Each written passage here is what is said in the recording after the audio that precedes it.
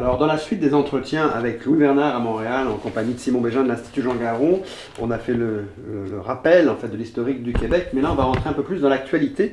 Et dans le dernier segment, Monsieur Bernard, vous nous avez parlé de votre ferveur pour le souverainisme et le nationalisme au Québec.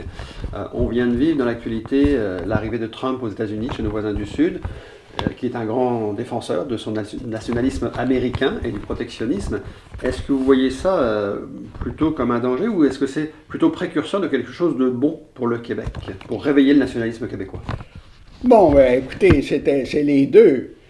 C'est un danger parce que ce sont des valeurs qui sont dans une direction opposée à celle qu'on essaie de développer au Québec, et dont j'ai parlé, qui résulte de la Révolution tranquille. Et bien, c'est également une occasion de bien préciser quelles sont ces valeurs qui sont les nôtres et en quoi elles sont différentes et en quoi elles sont valables, en quoi il faut les protéger contre un changement à l'égard de ces valeurs-là, que ce soit sur l'égalité des hommes et des femmes, que ce soit l'égalité économique, que ce soit sur les pouvoirs de l'argent en matière politique. Ce sont toutes des forces qui sont déjà présentes dans la société américaine, mais qui vont prendre plus d'importance avec, je pense, en tout cas avec l'administration de M. Trump. Alors, ça va faire ressortir à quel point, nous, au Québec, on est différents. C'est un fait qu'on ne pense pas comme les Américains, et, en tout cas la nouvelle administration. Et plus on va au sud, aller vers ces valeurs de droite, plus au Québec, on va être incité à développer nos valeurs de gauche pour bien montrer qu'on y tient. Alors, à mesure que cet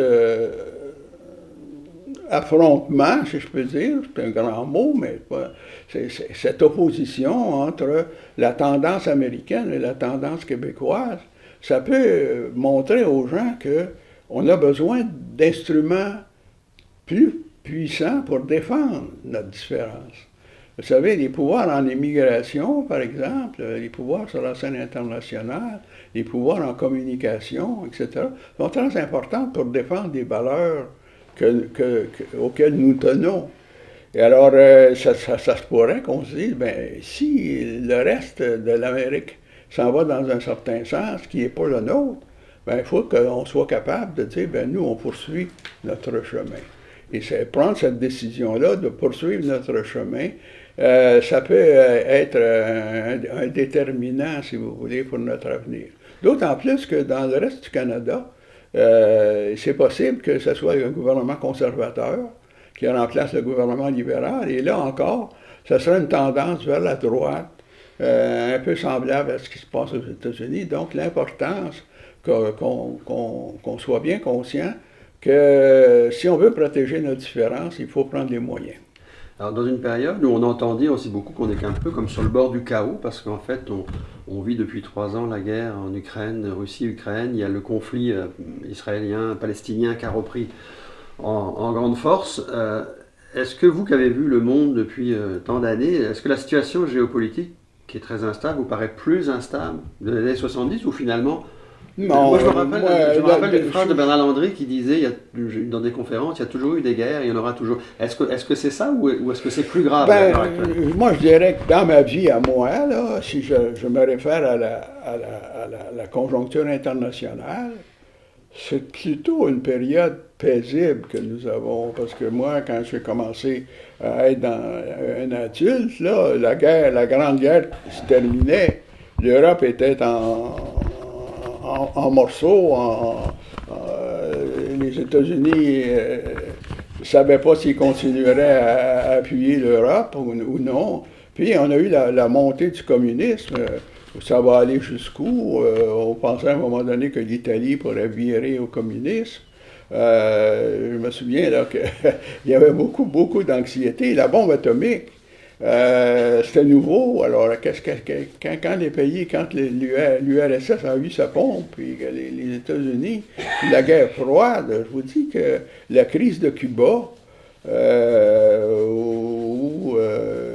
Mais est-ce que le discours actuel qui revient d'ailleurs autour du nucléaire, autour de la bombe nucléaire, est-ce que c'est encore superficiel pour vous par rapport à l'histoire? Ben, superficiel, c'est dangereux. Je veux dire, la bombe atomique c'est tellement un danger épouvantable qu'il faut s'en tenir loin. Il faut que ça soit au plus superficiel possible, parce que quand on rentre vraiment, là, puis qu'on vient, là, puis ça peut arriver, là, comme dans la crise de Cuba, là. Je vous dis que c'est un précipice beaucoup plus profond, je dirais, que celui qu'on vit à l'heure actuelle. Parce que, bon, entre Israël et puis les Palestiniens, bon, c'est grave, mais je veux dire, c'est quand même limité. Et l'Ukraine, ça aussi c'est grave, mais c'est quand même aussi limité. Alors on est encore pas mal loin d'une troisième guerre mondiale, quelque chose comme ça. Donc moi, je dis, il faut apprendre à vivre avec un monde qui n'a pas suffisamment évolué pour régler ses problèmes diplomatiquement. Ben justement, en parlant de diplomatie, je ne sais pas si vous avez entendu récemment Dominique de Villepin, qui est l'ancien ministre des Affaires étrangères en France, qui a fait le fameux discours 2003 qui était contre la guerre en Irak. Il est sorti récemment dans une tribune dans Libération avec son texte Open Gaza. Puis il a remis beaucoup de l'avant, justement, on oublie ça, la diplomatie. Est-ce que, justement, dans la situation actuelle, on oublie un peu de faire de la diplomatie? D'abord, M. Villepin, c'est un homme qui parle très bien. Je ne sais pas si vous avez entendu ces interviews à la télévision, à la radio en particulier. Je trouve ça formidable, la capacité d'expression qu'il a développée. Son capacité d'analyse aussi, je le trouve remarquable. Parce que c'est l'avenir de l'humanité. Est-ce que ça va prendre 2 siècles, 3 siècles? Avant qu'on puisse résoudre nos problèmes diplomatiquement. Mais dans l'histoire de l'humanité, qui est une histoire courte au fond, on a commencé par des guerres, tout simplement. La diplomatie n'existait pas. On a développé la diplomatie très lentement, même vous savez, à la Première Guerre mondiale. C'est une faillite de la diplomatie complètement. Il n'y avait aucune raison vraiment dirimante pour faire la guerre. Alors, c'est la diplomatie qui a manqué. À la fin de la Deuxième Guerre, on a créé les Nations Unies, l'Organisation des Nations Unies, un peu en tenant compte de l'expérience manquée de la Société des Nations, mais c'est un progrès. Alors, la diplomatie part de loin, si vous voulez. Et c'est pas surprenant qu'elle n'ait pas complètement encore réussi à régler nos problèmes. Moi, je pense que ça peut peut-être prendre 200 ans, ou je ne sais pas. Mais on va se rendre compte, évidemment, que la meilleure façon de régler les conflits, c'est la discussion, c'est pas la guerre. La guerre, c'est primitif. C'est primitif.